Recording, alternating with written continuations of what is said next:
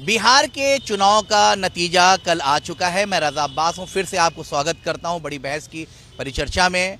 और सबसे अहम चीज़ ये है कि ऐसे चुनाव के नतीजे जो सब चकित रह गए, तमाम जो पैनलिस्ट थे, तमाम जो विशेषज्ञ थे, उनके तमाम चीज़ों से परे नतीजे बिहार के नज़र आए। और मोदी और बाकायदा उत्तर प्रदेश के मुख्यमंत्री योगी, इनका ग्राफ बिल्कुल हाई नज़र आया। चिराग पासवान, चाहे हम पार्टी हो मांझी की, चाहे जेडीयू, नीतीश का अभी भी करिश्मा बिहार में नजर आ रहा है। आखिरकार इससे पहले जो हमने परिचर्चा की थी उसमें ये टॉपिक था कि बिहार के चुनाव के नतीजे का क्या असर पड़ेगा उत्तर प्रदेश की राजनीति में। मगर अब राजनीति उत्तर प्रदेश में ट्विस्ट आएगा।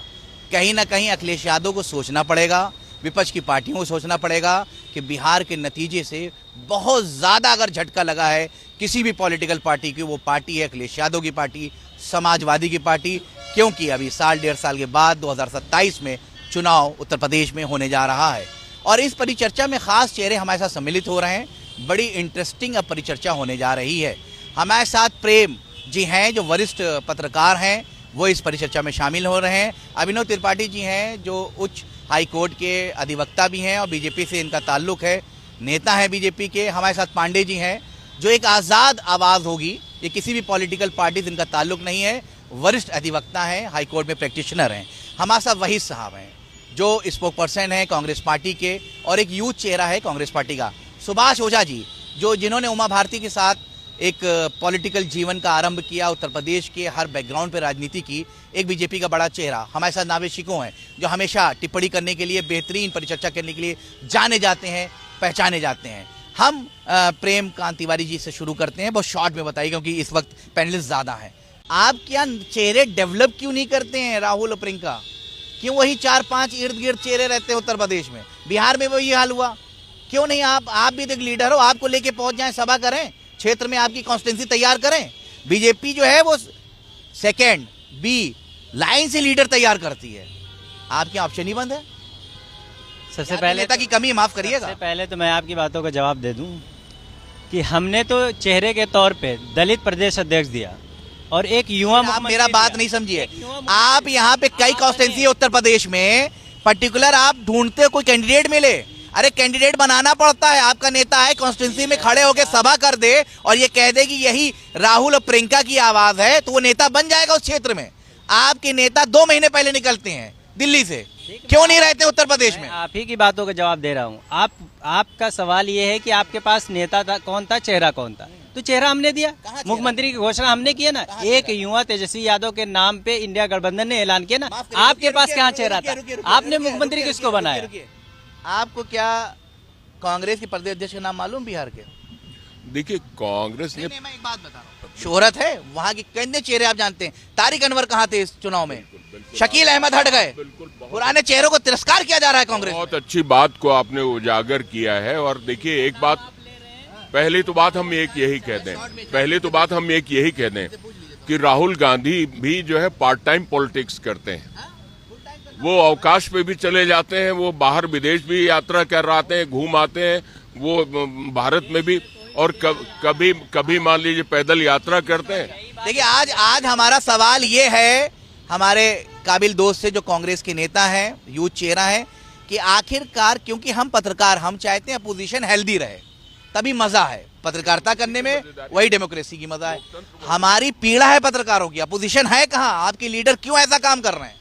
वही मैं बात बताना चाह रहा हूँ कि ये जो सवाल है ये आपका सवाल नहीं है, ये सवाल कहीं से दिया गया है। ये एक तैयार नहीं किया, माफ करिएगा, कोई नेरेटिव सेट नहीं। यू आर द फेलियर, आप लगातार फेलियर हो भाई, फेल हो गए हो। हमने इस प्रदेश को दलित प्रदेश अध्यक्ष दिया, एक युवा मुख्यमंत्री दिया, हमने जनता के मुद्दों पे बात की, हमने मुफ्त बस सेवा की बात की है। सीटें कहाँ है? सीटें मैं बताता चलूं कि जो बिहार का परिणाम आया उसे हम स्वीकार करते हैं, वो अविश्वसनीय है, उम्मीद से परे है। और राहुल गांधी ने पहले भी कहा है कि ये जो लोग आज बिहार चुनाव के बाद उस चुनाव को निष्पक्ष चुनाव समझ रहे हैं, वो मुगालते में बिल्कुल नहीं रहे। बहुत सारी चीजें बदल चुकी। यही करेंगे, स्क्रीन पे बताएं क्या चोरी है क्या है, निकलेंगे नहीं, लोगों से नहीं मिलेंगे। अच्छा एक बात बताइए, सुनिए, कितनी बार आपकी मुलाकात राहुल गांधी से हुई है? कितनी बार मुलाकात हुई आपकी राहुल गांधी से? वोट काटे गए नहीं।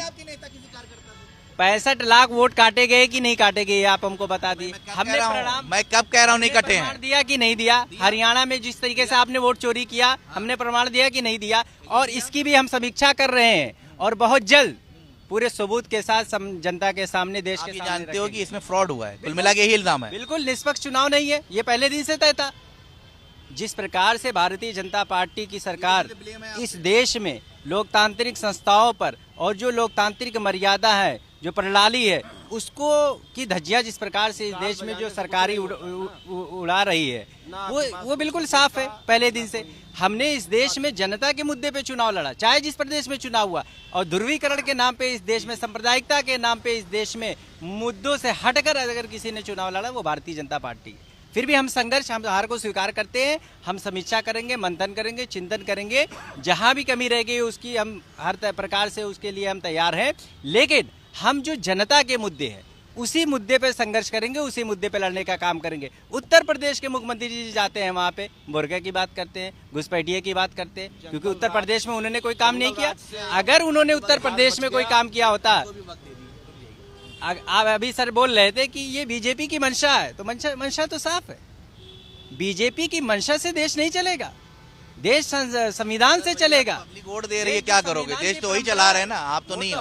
आप क्यों अपोजिशन में? इतने बहुत टाइम हो गया भाई, जिंदगी का बहुत कीमती वक्त जा रहा है आप लोगों का। जनादेश है प्रदेश का, उसे हम स्वीकार करते हैं। बहुत सारे लोगों ने देश को हमको वोट किया, हम उसके लिए उन्हें धन्यवाद पेश करते हैं। सवाल है आपसे पर्टिकुलर, ये बताइए कि चलिए ठीक है, आपने कबूल कर लिया, आपको इतनी सीटें मिल गई, उसमें खुश हैं आप, इससे आप नहीं, इससे क्या नुकसान है? इसलिए खुश है कि नहीं, आपने के मुद्दों के लिए ठीक है, संघर्ष किया, ठीक जनता के मुद्दों की बात की। सांप्रदायिकता, ध्रुवीकरण जो इस देश में एक प्रकार से एक पार्टी के द्वारा किया जा रहा है, और उसका साथ इस देश का चुनाव आयोग, इस देश का मीडिया और इस देश में कुछ राजनीतिक दल है जो भारतीय जनता पार्टी के जो दमनकारी राजनीति है, तानाशाही वाली राजनीति है और ध्रुवीकरण की राजनीति, उसको भी बढ़ावा देने ठीक है। मैं एक सवाल पूछ लेता हूँ। भाजपा का पहला एजेंडा है कि इस देश से जो छोटे छोटे दल हैं उसकी साख को खत्म कर दिया जाए।